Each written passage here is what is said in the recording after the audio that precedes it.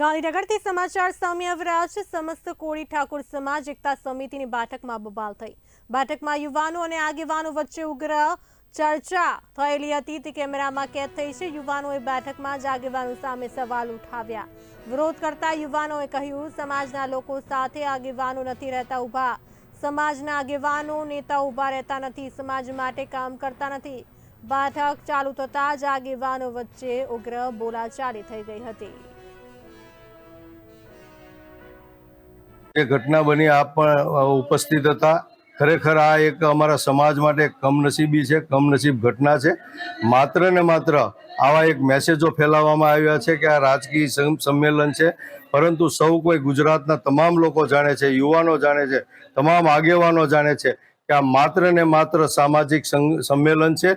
अने कोई पण अमे अगाऊ पण जाहेरात करी छे अने जाहेरात करवाना पण छीए अने आपनी चेनलना माध्यमथी पण अमे अत्यारे कहेवा मांगीए छीए कि आ सम्मेलननी अंदर मंच पर कोई पण जातनी राजकीय चर्चा नहीं थाय, राजकीय बाबत नहीं आवे, कोई पण जातना राजकीय खेस के पट्टा पहेरीने आववानुं नहीं रहे अने मात्र समाजना हक अने अधिकार माटे अने न्याय मेळववा माटेनी आ लड़ाई छे। अने जे कोईने आ मंच पर आववुं होय एने जाहेर आमंत्रण छे, एना माटे आ सम्मेलनना द्वार खुल्ला छे।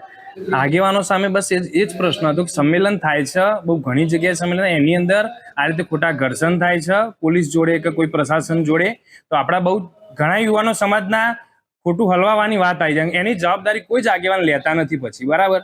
કે આ રીતે યુવાનો હલવાયા તો કે એમની રીતે હાન તે આગેવાનો કે અમારી જવાબદારી, પણ કેસ આગેવાન પૂરતા જ નહીં, યુવાનો ઉપર થાય છે ને એમની પણ આગળની લાઈફસ્ટાઈલ બદલી જાય છે। ત્યાં મિત્રોને એ જણાવું, પહેલા તો જ્યારે જેવી શરૂઆત થઈ એવી સરકાર વિરોધની વાતો થવામાં આવી, ત્યારબાદ આપે પણ જોયું કે ત્યાં બેઠેલા જ અંદરના જ લોકો જે હતા એ લોકોએ પણ ફોડ પાડ્યો કે ભાઈ શું છે આ સરકાર વિરોધની સંમેલન છે, સંમેલનની વાત કરો।